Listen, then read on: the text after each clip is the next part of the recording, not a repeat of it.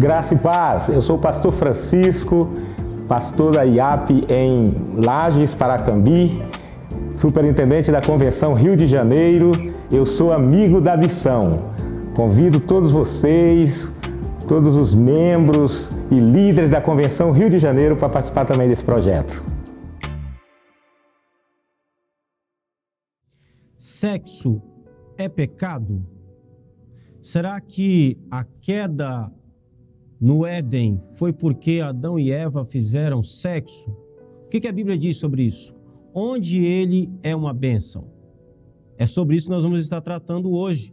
Seja bem-vindo ao canal Promessistas Brasil. Esse é o programa Evangelho em Foco e eu sou o pastor Kennedy Matos.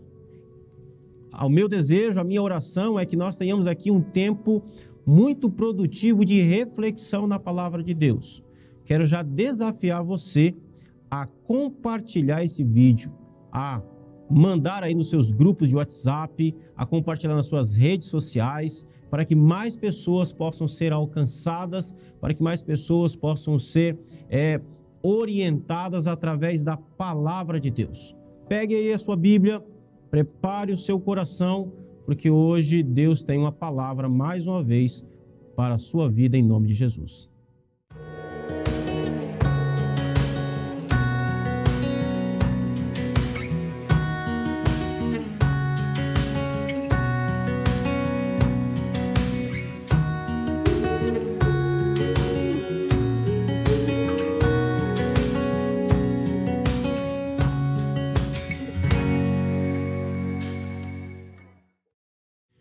A paz do Senhor Jesus, meu querido irmão e irmã, seja muito bem-vindo mais uma vez. É uma alegria ter você aqui, é um prazer ter você novamente conosco.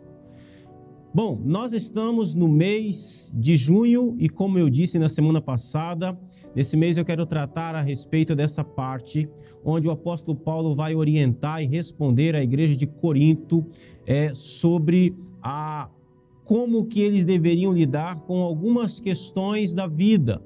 Nós falamos semana passada sobre a importância de fugir da imoralidade sexual, da impureza. Se você não viu, volte lá no vídeo anterior da semana passada e assista essa mensagem. Hoje nós queremos tratar sobre a outra parte. Semana passada nós falamos que o apóstolo Paulo tratou de um extremo que existia na igreja de Corinto. Existia um grupo lá na igreja de Corinto que dizia que com relação à sexualidade, tudo era permitido. Tudo podia, tudo era permitido. E Paulo disse, não senhor, nem tudo convém. Não é assim que as coisas funcionam. Paulo disse, o seu corpo é para o Senhor. Nós não podemos entregar a nossa vida, a nossa sexualidade, os nossos corpos, à impureza, à imoralidade sexual, porque isso é pecado. Então esse era um grupo que existia na cidade de Corinto. E eles pensavam assim porque aquela cidade tinha uma cultura altamente sensualizada. Era muito comum as pessoas, os cidadãos daquela cidade, os cidadãos do primeiro século, do Império Romano, era comum eles terem relações sexuais com qualquer um, de qualquer maneira, sem nenhum critério, sem nenhum propósito. Isso era muito comum naquela época. E não é diferente dos dias em que nós estamos vivendo. Então existia esse grupo de irmãos que pensavam assim. Diante da tamanha promiscuidade que havia naquele tempo, existia um outro grupo na igreja de Corinto que olhava para o sexo e condenava o sexo de forma geral. Era o grupo que dizia que é bom que o homem não toque em mulher.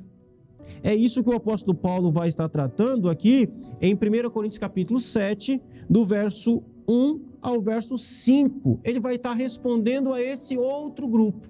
Olha o que diz o texto, por favor. Diz assim, quanto ao que me escrevestes, é bom que o homem não toque em mulher, mas, por causa da impureza, cada um tem a sua própria esposa e cada uma o seu próprio marido. O marido conceda à esposa o que lhe é devido e também semelhante à esposa ao seu marido. A mulher não tem poder sobre o seu próprio corpo, e sim o marido. E também, semelhantemente, o marido não tem poder sobre o seu próprio corpo, e sim a mulher.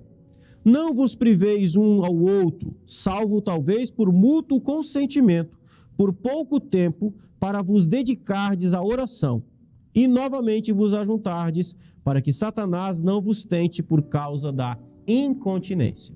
Então, aqui em Corinto, existia esse outro grupo que dizia que é bom que o homem não toque mulher. Esse grupo condenava o sexo. Esse grupo achava que o sexo é pecado. Esse grupo provavelmente fazia parte daquelas pessoas que pensavam que a queda do homem lá no Éden, o comer da fruta do Éden, foi porque Adão e Eva fizeram sexo. Isso não é verdade. Não tem nada a ver uma coisa com a outra. A fruta lá não é uma metáfora. Era uma fruta mesmo, era uma árvore de verdade. Quando Deus cria Adão e Eva, uma das primeiras ordens que eles receberam foi exatamente para que eles pudessem crescer e se multiplicar. Bom, só existe uma forma da raça humana crescer e se multiplicar, que é através da relação sexual. Então, Deus estava ordenando. Deus deu à raça humana, Deus deu ao homem sexualidade. E sexo dentro do casamento é uma bênção de Deus. Sexo foi dado ao ser humano, à humanidade, da parte de Deus, para o desfruto do casal, para a glória de Deus, e é uma bênção no casamento. No casamento é uma bênção. Mas esse grupo dizia exatamente isso. Diante da promiscuidade, diante de tamanha sensualidade, esse pessoal pensava assim: é bom que o homem não toque em mulher. Mas Paulo vai orientar a igreja com relação a isso. Ele vai dizer: olha, não é bem assim. Esse é um outro extremo. Nós não podemos ir para esse extremo. E aí ele vai dizer: por causa da impureza, por causa da imoralidade sexual, por causa da porneia, que é a palavra aqui, cada um tenha a sua própria esposa e cada um o seu próprio marido. Então, o casamento é a solução para a impureza, para a imoralidade sexual. O casamento é a resposta de Deus para acabar com a impureza, para acabar com a imoralidade sexual, para acabar com a promiscuidade, para acabar com a prostituição. Vou reforçar aquilo que eu falei semana passada aqui. Você está namorando, está em pecado, está em prostituição, case. É isso que o apóstolo Paulo está dizendo. Por causa da impureza, cada um tenha a sua própria esposa. E perceba que o casamento que Paulo está colocando aqui é um casamento heterossexual. Cada um tem a sua própria esposa. E cada uma o seu próprio marido. Obviamente, Paulo está colocando isso porque no primeiro século, esse tipo de imoralidade sexual, nesse sentido, também era muito comum. De todos os imperadores romanos, apenas Cláudio não era homossexual. Todos os outros eram. Nero, ele casou com um dos seus escravos. Então, a imoralidade sexual, nesse sentido, também era grande. Então, o apóstolo Paulo está dizendo assim: como que a gente resolve o problema da imoralidade sexual, da impureza? Cada um tem a sua própria esposa, casamento heterossexual, e cada uma o seu próprio marido. Então, Paulo está dizendo que é dentro do casamento onde o sexo é uma bênção dada por Deus. Dentro do casamento, ele não é impuro. Dentro do casamento, ele não é imoralidade. Veja o verso 3. O marido conceda à esposa o que lhe é devido, e também, semelhantemente, a esposa ao seu marido. Perceba que aqui mudou. Quando você está solteiro, quando você não está dentro de um casamento, o sexo é pecado. O sexo entre solteiros é uma imoralidade. O sexo entre pessoas que não estão casadas é pecado, é imoralidade sexual, é impureza. Mas dentro do casamento, o apóstolo Paulo diz que ele é uma bênção. Ele não é apenas uma bênção, ele é ordenado. Fora do casamento, o sexo é proibido. Dentro do casamento, o sexo é uma ordem. Ele é ordenado. Precisa ter, precisa existir. Assim como é pecado ter relações sexuais fora do casamento, assim também é pecado não ter relações sexuais dentro do casamento. O cônjuge que nega se relacionar sexualmente com o seu marido, com a sua esposa, está pecando diante de Deus. Está pecando contra o seu casamento, está pecando contra Deus, está desobedecendo ao Senhor. Porque preste atenção como que Paulo coloca a questão do sexo dentro do casamento no verso 3. Ele diz, o marido conceda à esposa. O sexo é uma concessão ao outro. E aqui eu quero abordar isso de forma muito direta. Meu irmão, minha irmã, Deus nos fez seres sexuados. Só que Ele criou a nossa sexualidade de uma maneira muito interessante. De que forma? A minha sexualidade não me pertence, não é minha. A minha sexualidade é da minha esposa. E a sexualidade da minha esposa pertence a mim. É por isso que Paulo está dizendo, o marido conceda à esposa. A sexualidade do marido não é dele, ele não pode fazer disso o uso que ele quer. A sexualidade dele pertence à esposa dele. A sua sexualidade, meu irmão, foi dado como concessão à sua esposa. Minha irmã, a sua sexualidade foi dada como concessão ao seu marido. É assim que a palavra de Deus coloca a sexualidade dentro do casamento. O sexo dentro do casamento, então, ele é uma ordem e ele é um direito do outro. O seu marido tem direito sobre o seu corpo e a sua esposa, meu irmão, tem direito sobre o seu corpo, sobre a sua sexualidade. A sua sexualidade pertence ao outro. A sua sexualidade está no outro. Ponto aqui.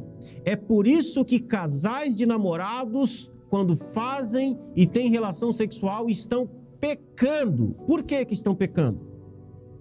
Porque a sua sexualidade não é sua. A sua sexualidade pertencerá ao seu cônjuge quando você casar. Não existe relação sexual entre solteiros.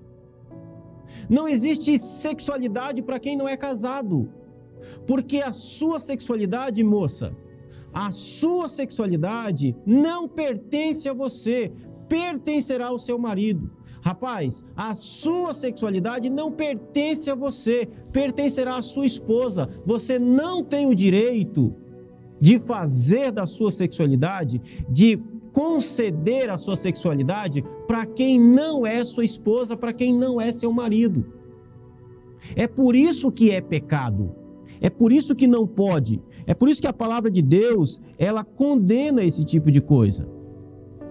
Então eu quero aqui tratar de um ponto importante também.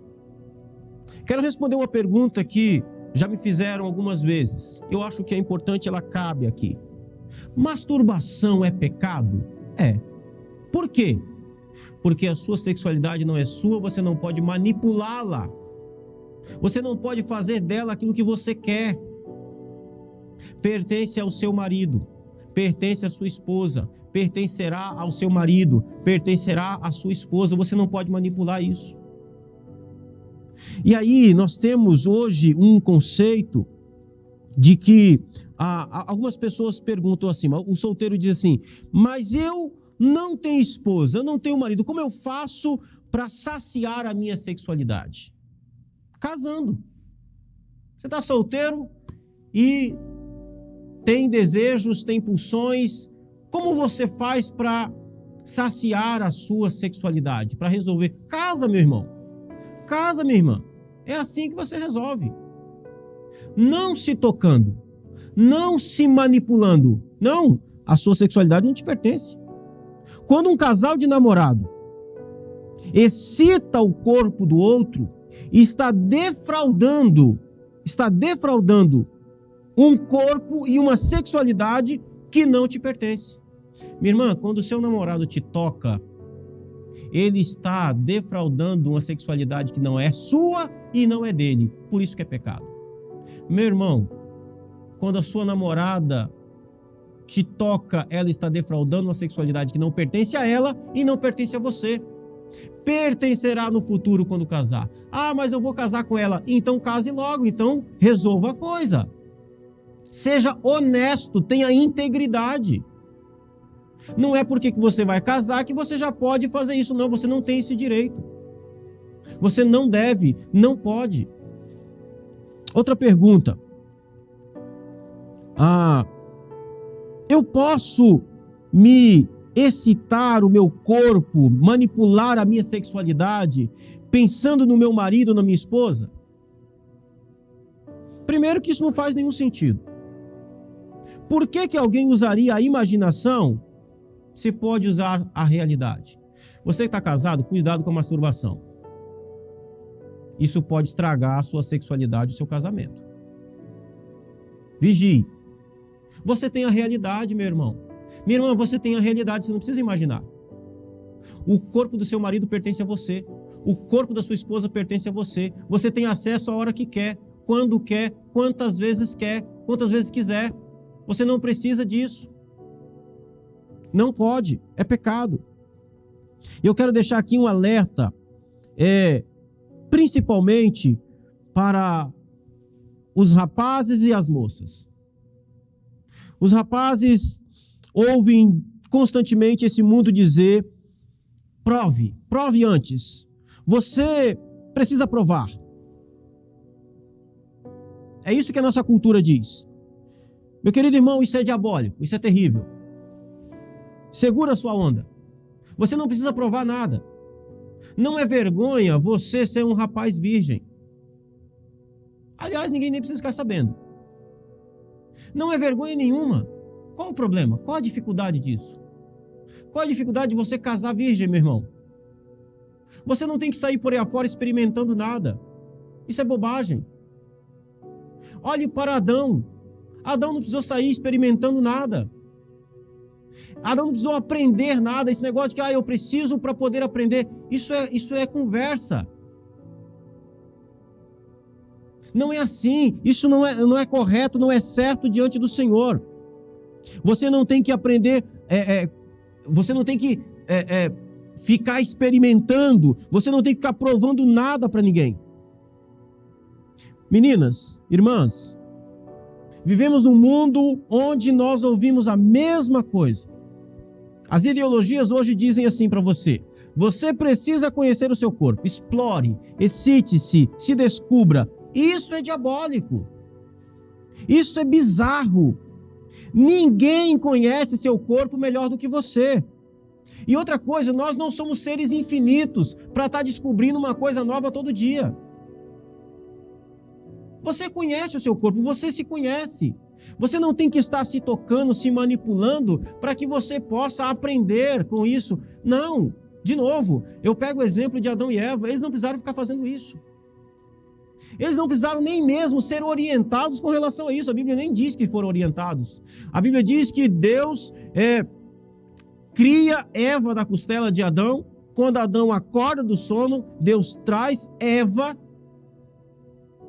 e a coisa acontece naturalmente. Queridos, aquilo que você não sabe, não se preocupe. Isso está guardado como presente de Deus para a sua vida, para o seu casamento, para uma sexualidade saudável dentro do seu casamento.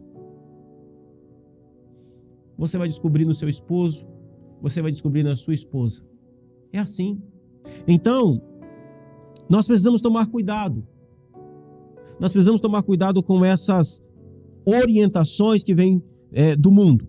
Então o apóstolo Paulo continua dizendo no verso 4, a mulher não tem poder sobre o seu próprio corpo, e sim o marido. E também, semelhantemente, o marido não tem poder sobre o seu próprio corpo, e sim a mulher. Precisamos entender isso daqui. De novo, a sua sexualidade é do outro. Você não tem poder sobre isso. Pertence ao outro. Pertence ao seu cônjuge, pertence ao seu marido, pertence à sua esposa. Você precisa atender às necessidades sexuais do outro. Isso com temor, com respeito, dentro dos princípios que Deus estabeleceu. Isso de forma satisfatória, alegre, contente. Você precisa atender às necessidades do outro. A mulher não tem poder sobre o seu próprio corpo, e sim o marido, e também, semelhantemente, o marido não tem poder sobre o seu próprio corpo, e sim a mulher. E aí, então, o apóstolo Paulo vai trazer aqui uma orientação, ele vai dizer no verso 5, não vos priveis um ao outro. O que ele está dizendo? Ele está dizendo que negar sexo ao marido ou à esposa é pecado. Não pode. É lógico que vocês estão entendendo que nós estamos falando aqui dentro de um ambiente saudável. Deixa eu dar uma pausa aqui. Talvez você esteja num relacionamento onde o seu marido ou a sua esposa tem um vício em sexo. Vício em sexo é patologia, é doença. É aquela pessoa que ela não consegue ter domínio sobre a sua sexualidade e ela exige sexo a toda hora, a todo tempo. Isso é um problema. Isso precisa ser tratado. Existe tratamento para isso. Não é disso que nós estamos falando.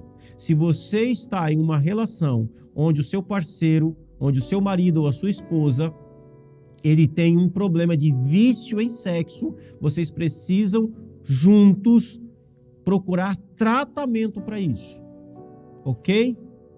Então, nós estamos falando aqui de uma sexualidade saudável dentro daquilo que é natural. Então, Paulo vai dizer, não vos priveis um ao outro. E não é não vos priveis ao outro, é não vos priveis um ao outro. Vai ter dia que o outro vai estar realmente com dor de cabeça. Vai ter dia que o outro vai estar realmente cansado e você precisa entender. Quando ele diz não vos priveis um ao outro, ele está falando daquele momento onde há um consenso, um desejo por parte dos dois. Onde não há impedimento. Não pode ser aqui algo abusivo. O que Paulo está dizendo não lhe dá direito de abusar do corpo, da sexualidade do outro. Não pode. Abusar dessa sexualidade é pecado. Não pode. Então ele vai dizer, não vos priveis um ao outro. Salvo, ele abre apenas uma única exceção. Salvo talvez por mútuo consentimento, por algum tempo, para vos dedicardes à oração. Preste atenção aqui.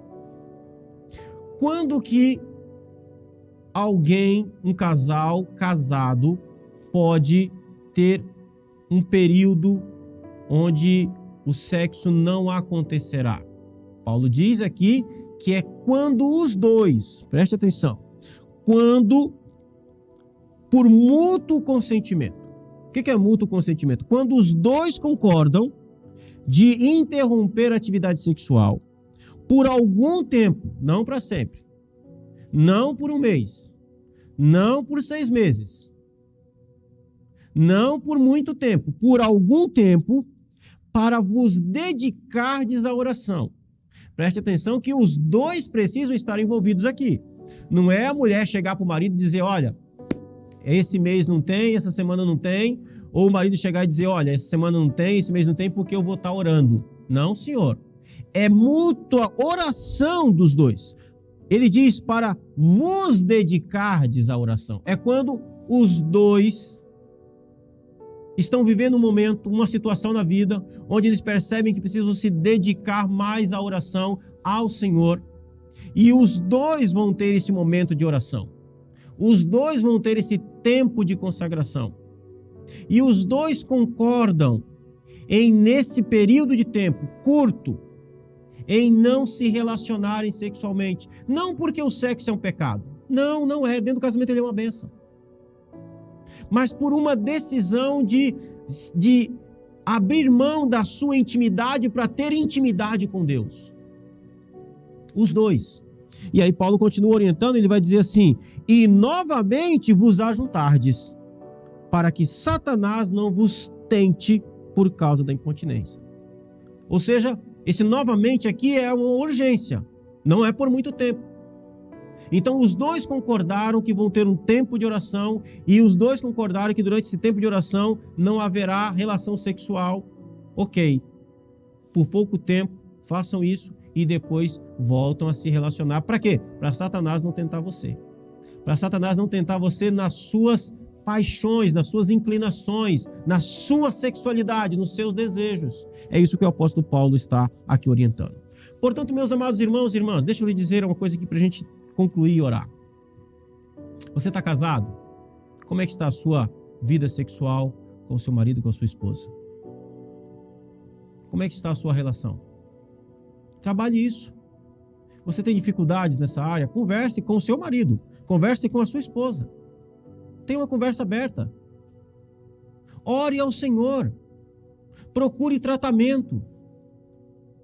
Você tem trazido imoralidade para dentro da sua relação sexual estando casado? Cuidado, isso é pecado também. O sexo dentro do casamento é uma bênção, mas pode se tornar pecado. Não traga elementos estranhos para a sua cama. Não traga elementos estranhos para a sua sexualidade. É só você e seu marido, só você e sua esposa. E ali vocês, então, em um comum acordo, em uma unidade, em união, vocês então satisfazem um ao outro na sua sexualidade. Você tem encontrado dificuldade, ore ao Senhor. Procure ajuda. Procure ajuda. Porque o sexo foi dado a você, dentro do casamento, para ser uma bênção de Deus. Na sua vida, na vida do seu marido, na vida da sua esposa, para a glória de Deus. Deixa eu lhe dizer uma última coisa. Quando você, dentro do casamento, tem relações sexuais, Deus é glorificado nisso. Não é pecado, não tem nenhum tipo de proibição da parte de Deus. Faça e tenha relação sexual com o seu marido e com a sua esposa, e isso será sim para a glória de Deus, porque Deus deu isso para o casal casado como uma bênção. Você está solteiro? Você está namorando? Não faça isso. Você está desonrando o Senhor, está desonrando o seu namorado, a sua namorada. Você precisa ou casar ou você precisa terminar esse relacionamento. Confesse e deixe, e você alcançará misericórdia. Quero orar pela sua vida, em nome de Jesus. Pai Santo, obrigado pelo nosso casamento. Obrigado, Senhor, pela sua graça sobre as nossas vidas. Nós te bendizemos, ó Deus. Nós te adoramos. Nós te glorificamos. Eu oro a Ti nesse momento, Pai, por esse casal. Por esse casal, Senhor, da qual o Senhor tem unido. E eu oro a Ti, meu Deus, para que o Senhor os abençoe em todos os sentidos. Para que o Senhor também os abençoe na sua intimidade. Para que o Senhor derrame sobre eles graça, bondade, misericórdia. Ó Senhor, que o Senhor derrame sobre eles alegria, satisfação. Que eles encontrem plena satisfação, Senhor, um no outro. Deus Santo, tira todo o elemento estranho, meu Pai, desse casal casado, que está pervertendo algo que o Senhor deu como graça, como bondade. Senhor, coloque temor no coração, antes de tudo. Tem misericórdia, Senhor. Pai querido, eu oro de novo por esse jovem, por essa jovem que está vivendo na imoralidade, na promiscuidade. Faz ele entender que há perdão, faz ela entender que há misericórdia e faz entender, meu Deus, que essa situação precisa ser resolvida, que esse pecado precisa ser abandonado, que o Senhor não se agrada disso. Em nome de Jesus, derrame sua bondade e sua graça, nós te pedimos, te suplicamos. Amém. Querido irmão e irmã, quero agradecer a você mais uma vez pela sua presença. Deus abençoe o seu coração, em nome de Jesus. Na próxima semana eu quero falar aqui sobre quando alguém deve começar a namorar. Quando devo começar a namorar? Essa é uma pergunta muito importante. E eu quero falar com você que está solteiro e quero falar com você que é pai de adolescentes e jovens. Aguarde, semana que vem, na próxima terça-feira, esteja aqui conosco para que nós possamos então ouvir a palavra de Deus a esse respeito. Amém? Quero convidar você e desafiar você para ser o nosso amigo da missão. Participe, seja um parceiro dessa obra. Entre aqui no QR Code, você vai ser direcionado para um site e lá você vai poder fazer a sua contribuição, a sua oferta em nome de Jesus. Quero agradecer grandemente a sua presença. Muito obrigado por estar aqui conosco. Compartilhe a nossa mensagem, compartilhe o link, mande aí nos seus grupos de WhatsApp, nas suas redes sociais, para que mais pessoas possam ser orientadas através da palavra de Deus. Um forte abraço a todos, Deus abençoe e até a próxima semana, em nome de Jesus.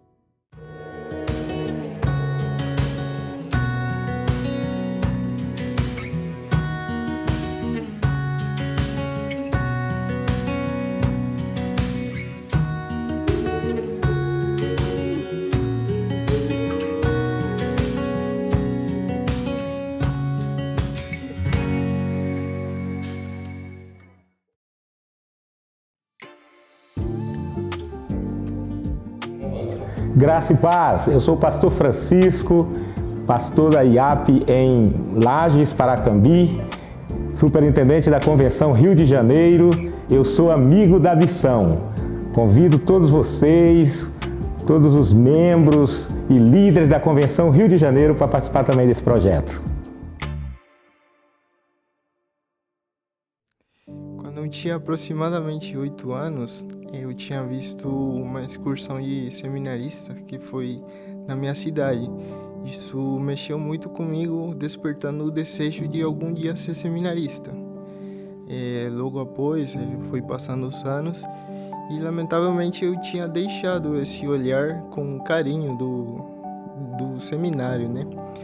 E só que depois, antes de eu vir, Deus tinha me chamado de novo. Ele usou um amigo meu para me convidar para vir no seminário. A princípio eu estava orando para que ele viesse, mas no final eu que vim.